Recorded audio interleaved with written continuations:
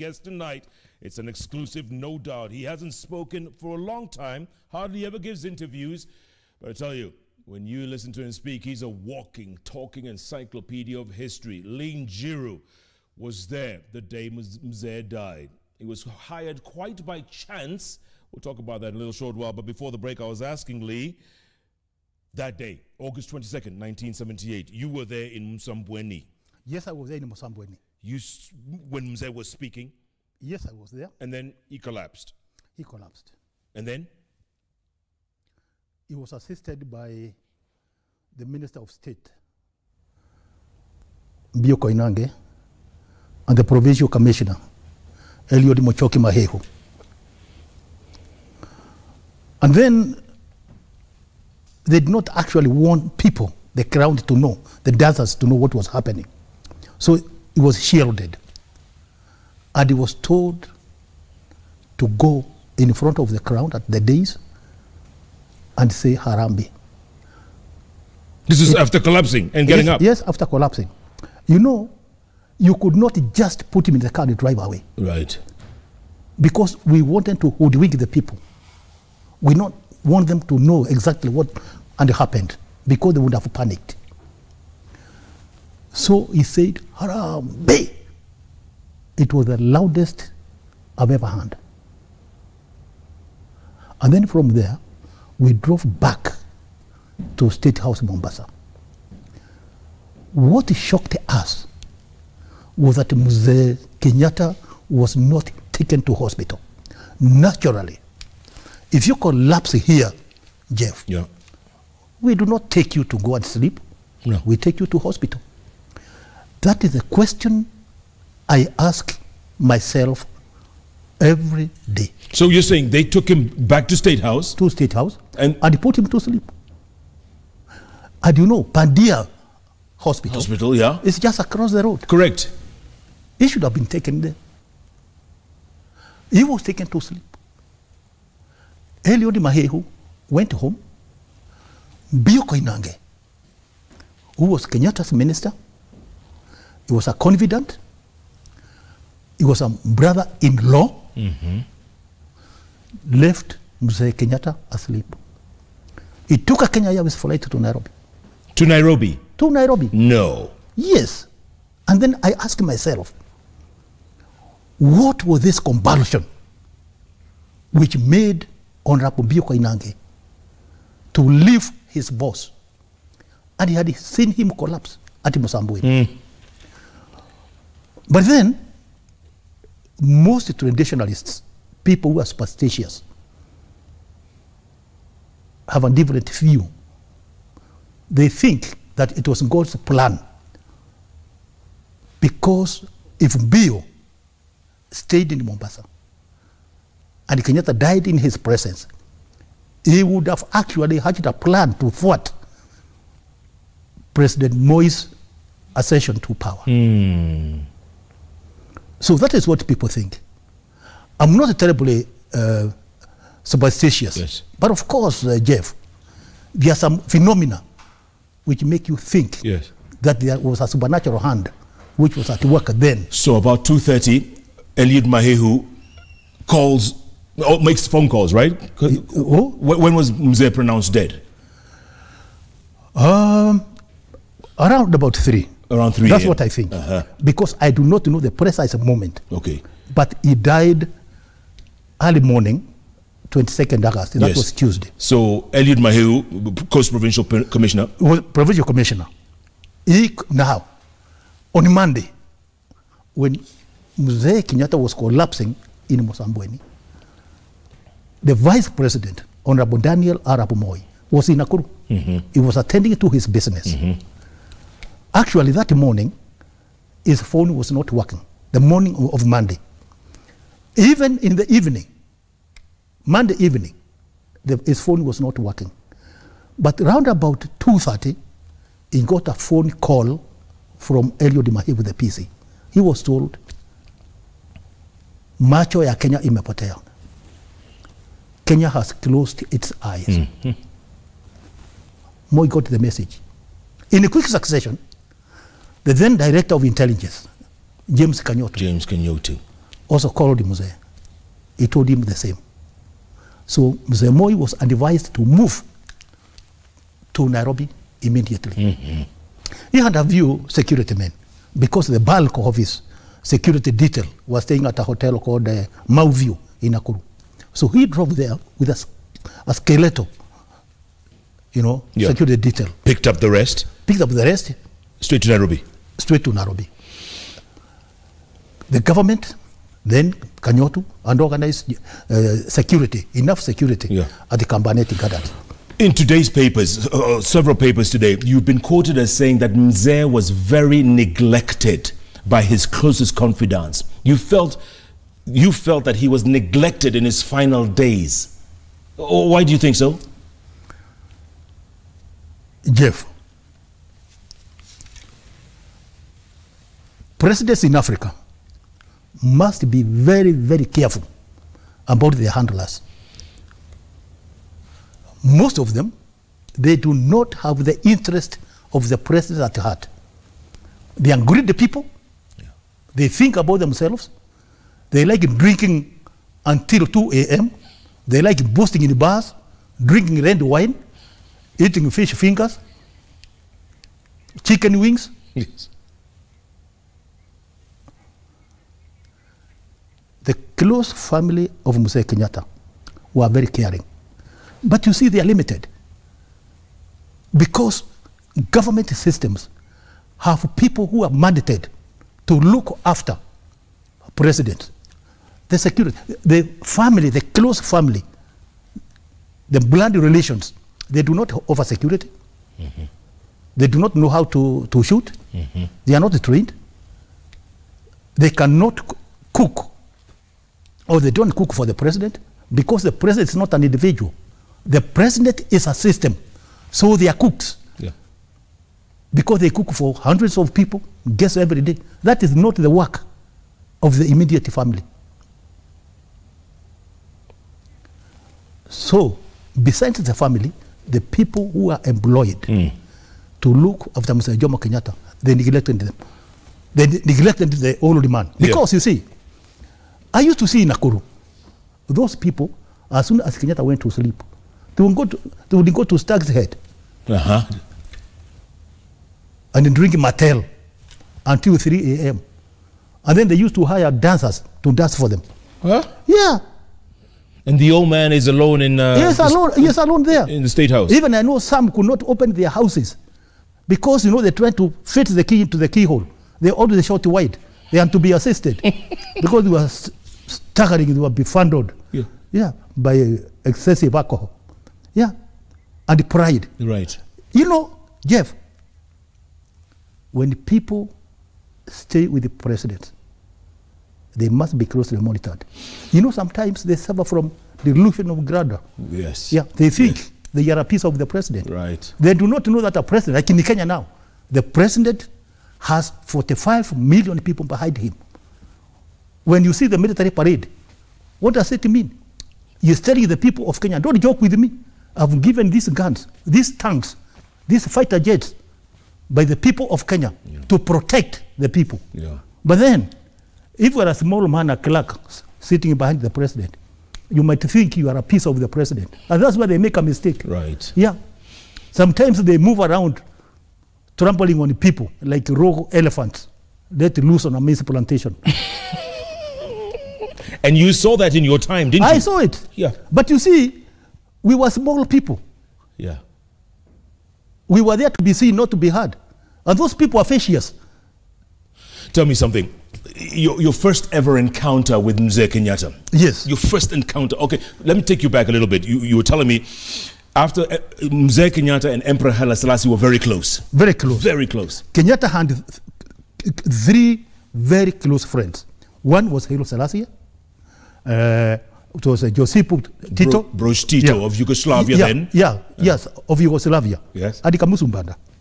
Kamuzu Banda. Yes. They were so close. That is why Mzee Jomo Kenyatta made available plots of land near State House. If you look at the embassy of Yugoslavia and the embassy of Ethiopia, they are together. Yes. Do you know why? Because the agreement was, if there was an urgent message, the ambassador of Yugoslavia or the ambassador of Ethiopia, they don't have to drive to State House, just walk. Wow. Yeah, that's why it's on State House Avenue, yes, on the Crescent. State House Avenue there. On the Crescent? Yes. Good Lord. And you see, Kamuzu Mbanda could not come to the burial of Mzee Jomo Kenyatta. Do you know what he did? Well, he has a statue of Mzee Jomo Kenyatta in BT. That's Blantyre. Yes. Yeah. In Blantyre. Yes. There's a statue. Yes. So, Haile Selassie is killed in Ethiopia. Mzee is mortified. He's really distressed. Yes. Because they were close. Yes. And he sends his press officer. Yes. Francis Muigai Kamau. To Addis. To Addis Ababa. So now there's an opening in State House. There's an opening in the State House. Lee Njiru is in Kakamega somewhere. I'm a Provincial Information Office, Kakamega. And how does the call come? Kenyatta telephoned my director of information in Kenya. His name was Endima Dimato. He said, I want this officer, Muigai Kamau, to be sent to Addis Ababa because I want first-hand reports from there. I want a replacement. So Endima Dimato telephoned Kakamega. Then he told my boss, the Provincial Information Officer, release Njiru to report to Nakuru. That's where Mzee Kenyatta was, immediately. So I took a Puncho. I reported to State House in Nakuru. You took a what? A matatu? Yeah, a matatu. By that time, there were these Puncho. Yes. We didn't have these Nissans. No. It was a big extension, Peugeot. Yes. So you took that Peugeot overnight? No. It was early in the morning. Okay. Yes. And you arrive at State House, Nakuru? Yes. And you're ushered in, or are they waiting for you? Or yeah, the security people at the gate had been told that I was on my way. Okay. Yes. So you arrive? So I arrived. There was a small room where Mzee Kenyatta used to receive visitors. So I was shown in, was with the bio. Oh, you walked in? Yes, I was. And he was there? He was there. So he was told, this is a person. Who was he with? With the bio Koinange. Yeah, he's Minister of State. Yes. Yes. They were so close. They used to joke, even call themselves Korofi. Korofi. Yes, Korofi. Yes, yeah. So young Lee Njiru walks in. Yes. He sees. I was 28 years old. Oh my goodness. 1977. You see Mzee Jomo Kenyatta. Yes. His close confidant Bio Koinange right there. Yes. And you're walking in. Yes. What are you shaking? Are you sweating? First of all, let me take you back a little. Mzee Kenyatta, in the minds of the Kenyan people, was not a normal human being. You know, as younger people, we had been told many stories about Kenyatta. And there are some other things which we knew without being told. One, I knew that there was no known classmate, there was no known age mate, there was no known playmate. And then we had been told by our parents that Kenyatta knew what people were thinking. I think they had read this book, Facing Mount Kenya. Yes. Yeah. Yes. Yes. Yes. Yeah. Facing Mount Kenya. Yes. He had a hairy tongue. A hairy tongue. Yes. We have been told that his eyes were at the forehead. And he had fought the British. Yes. Bare knuckles. And you know, he could withstand detention in very harsh conditions. Yes. And in walks young Lee Njiru. And here walks in Lee Njiru. I was trembling. So he asked me, what's your name? I told him, my name is Lee Njiru. Where do you come from? Come from Runyenjes. Yes. Utafanya kazi yangu? Will you do my job? I said, I will try. He called me something to do with my mother's anatomy.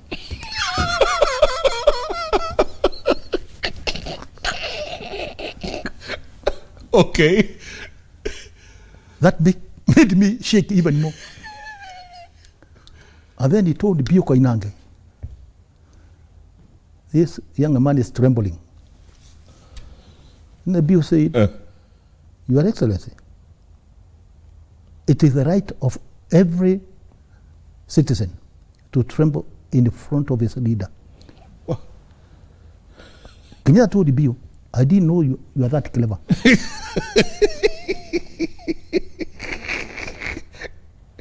So he asked me, do you know Jesse Murwafundi, a person from Runyejes and wrote man there? Yes, I knew him. Do you know Chibu Murwateto? Yes, I had known him, although he had died. Then he told me, now go and work for me.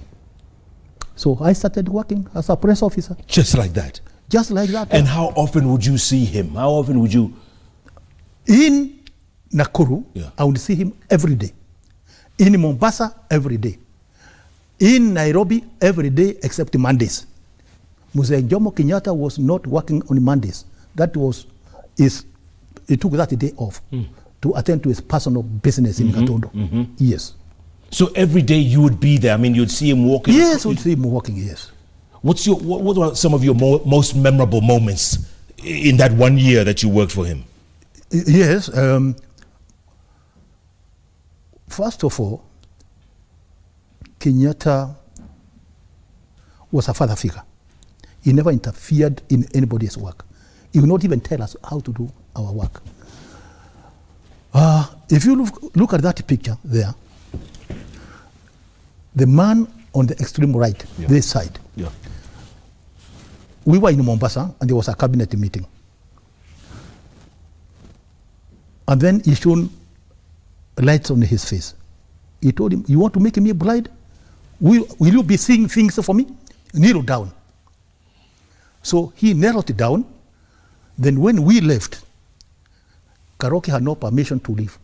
That Karaoke, Samuel Karaoke. You left him kneeling? Kneeling. Now, halfway through the cabinet meeting, Minister Jeremiah Nyaga told Mzee Kenyatta, Nakamundu karia uliaga tuye madukari wa the small man you told to kneel is still here. So he said, tell him to get out. So he got out. Now, we asked the Karaoke, can you tell us the secrets? When they talk with the cabinet, he told he not hear anything. He was planning how he's going to spend his time in jail.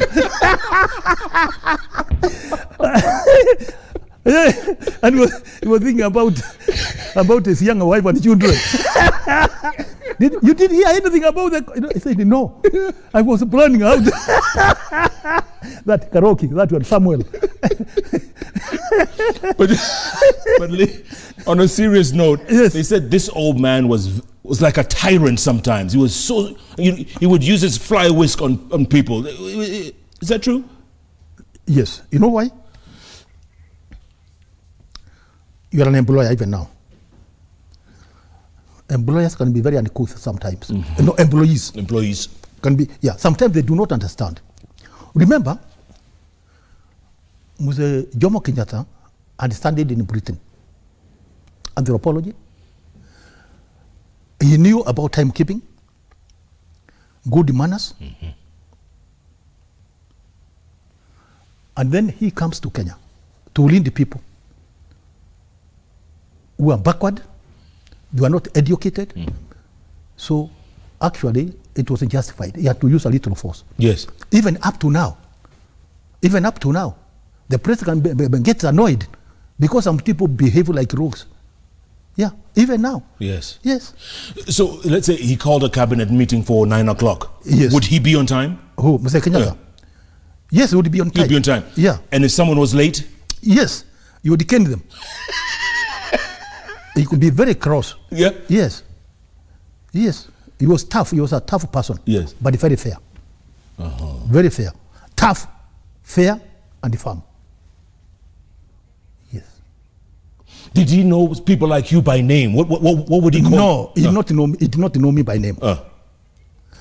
He used to call me Kahei Karunyenje. The uncircumcised boy from Runyenjes. But the only person he knew by name, yes, among the press people, right, was our administrator, Kinyanjui Karaoke. Okay. The one he sent to Addis? No. That was President Muigai. Okay. Yes. But now, President Muigai was a pressman. Kinyanjui Kariuki was not a president. He was an administrator. Okay. Yes. He called you Kaheka Runyejes. Yes. No, Runyeje. Runyeje. Yeah. And when he called you that, you would jump up and run? Yes, and I used to feel very happy. That's a very good name. When I called him by a president. Yes. Yes. Yeah. My God. Okay.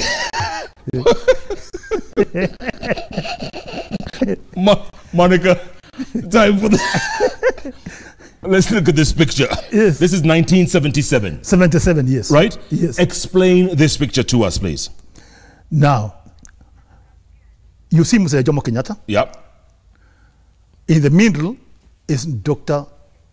Zachary Thiondo Onyonga. Correct. By then, he was the Minister for Social Services, which included sports. Yeah. It looks like I see Julia Ojiambo there. Dr. Yes, Julia, then after Onyonga, that's myself. That's you? Yes. You look very scared. Yes, of course. Just look at that man there. You don't joke with him.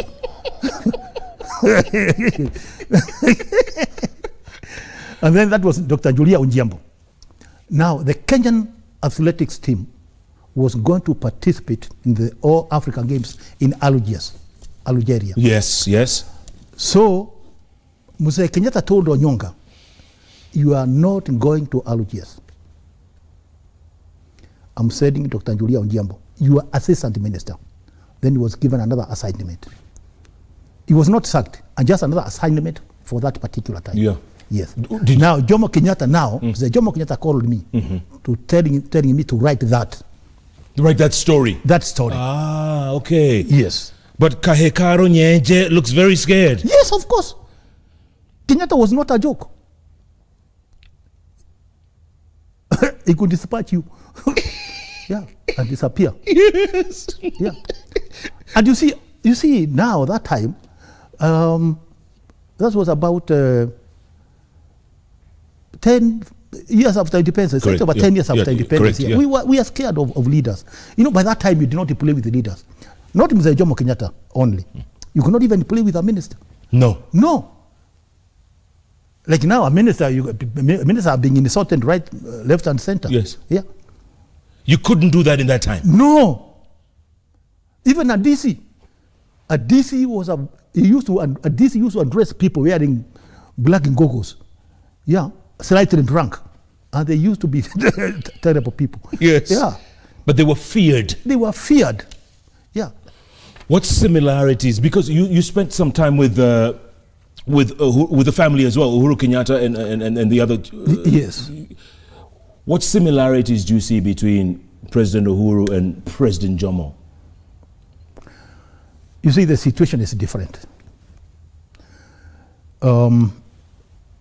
Jomo had the advantage of mystery. Mystery? Yes. He was alleged. Because, I'm telling you, Mzee Kenyatta had no only classmates. He had no only age mates. So you're saying he didn't have many friends? He did not have many friends. Yeah. Well, he could have chosen, he used to choose his friends. You could not just appear there, force yourself upon him. No, he had to choose his friends. But you see, somebody like President Uhuru Kenyatta, his style of administration is different. But because you met him in St. Mary's. Yes. So you know him. Yes. Yeah. So people say, no, I grew up with him. Nobody said that he grew up with Kenyatta. So it was a mystery. Yeah, it was a mystery. So President Uhuru's style has to be different. But do you see signs of Jomo in President Uhuru? Do you see some signs? The eyes, it's like you're developing a picture in the studio. The eyes are coming out very clearly. Jomo mwenyewe. Yeah, even the voice.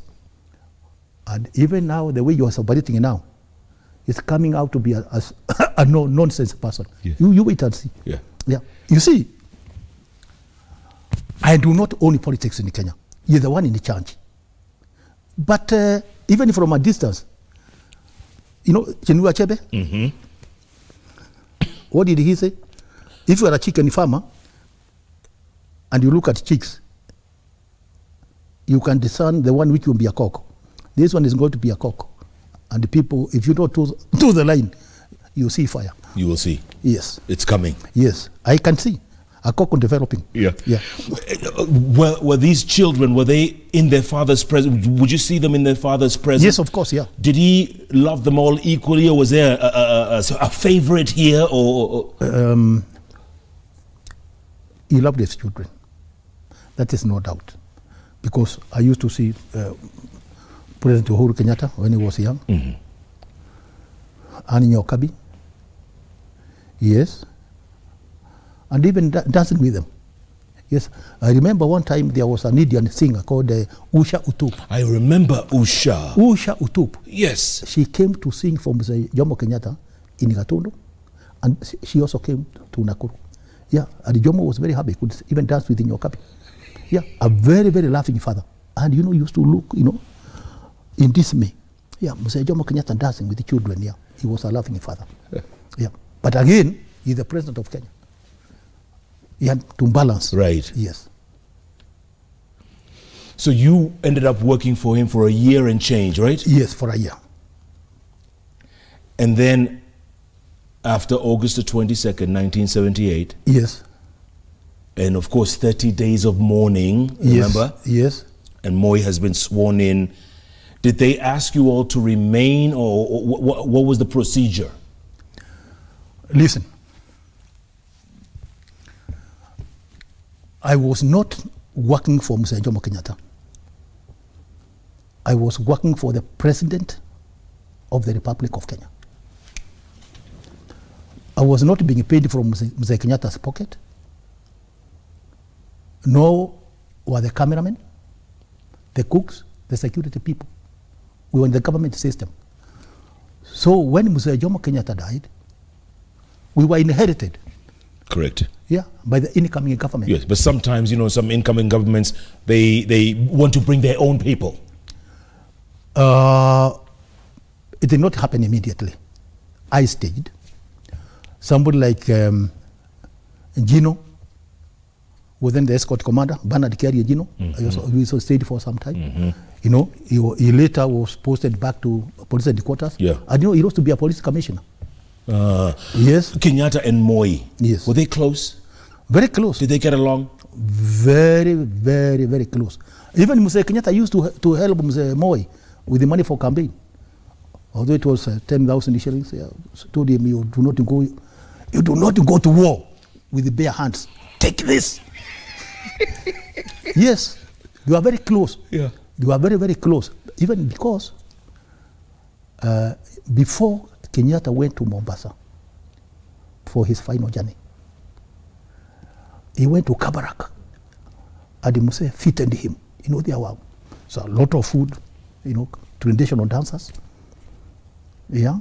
Yes, to show people that this is my man. This is my man. Yes, and and then again, Lake Nakuru. That is where Kenyatta used to spend this moment. He liked that place, huh? Well, there is another side to it which is not known by many people. Go on. That one is a protected area. So Mzee Kenyatta had to be taken there, away from the public eye. Yes, because of certain frailties. Okay? Yes. So Moi came to see Mzee Kenyatta there. In Lake Nakuru? Lake Nakuru, yeah. Just before we went to Mombasa also. In the year that you worked for him? Yes. Was he sickly? Did he get sick now and then, or was he in pretty good health overall? You know, he had a limp. You know, he had gout. Yes, he had gout. Yeah, and that is why, after Mandaraka Day, we had to go to Mombasa. Because of the problem with gout. Okay? Yeah.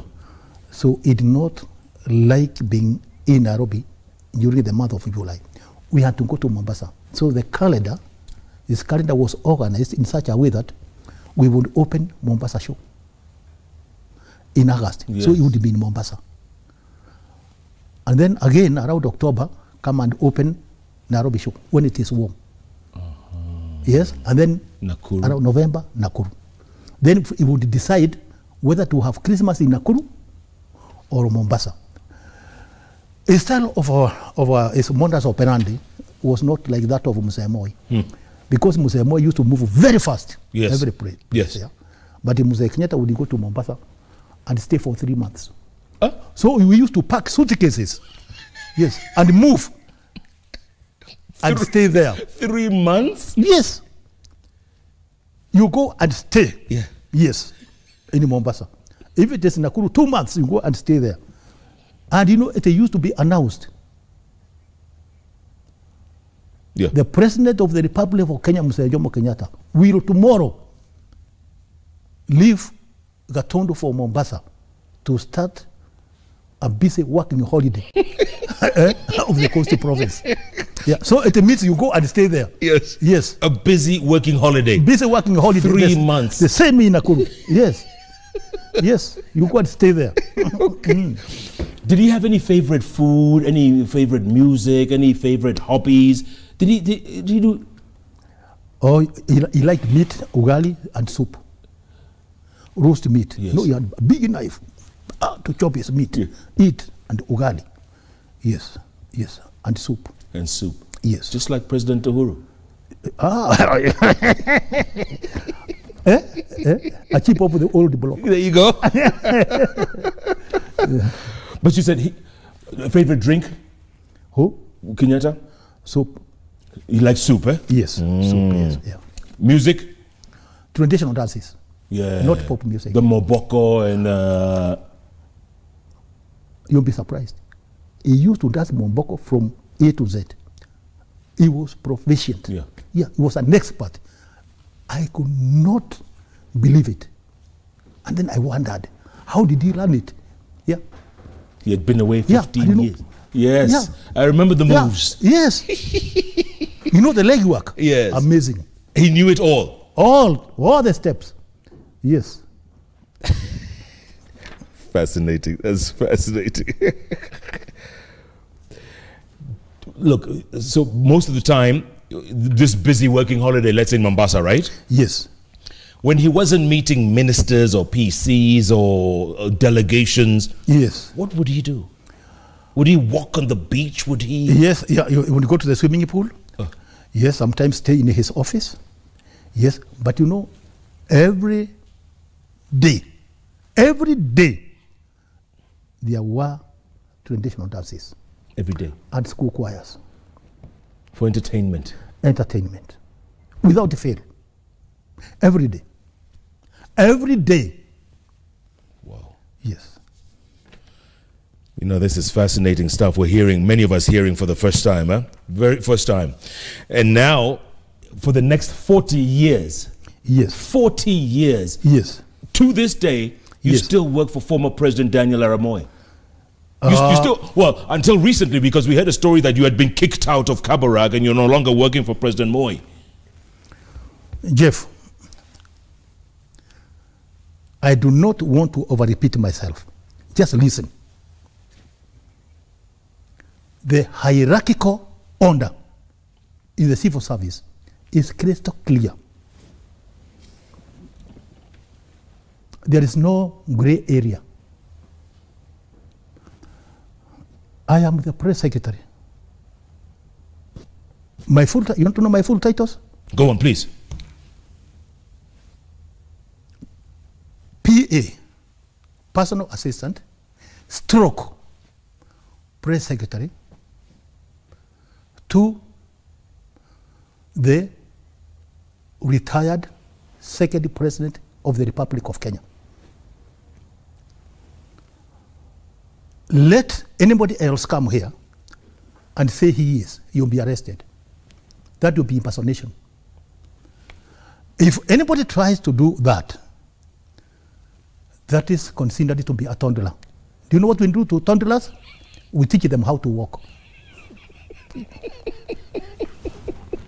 Okay, so you're still personal assistant stroke press secretary to the retired president? Yes.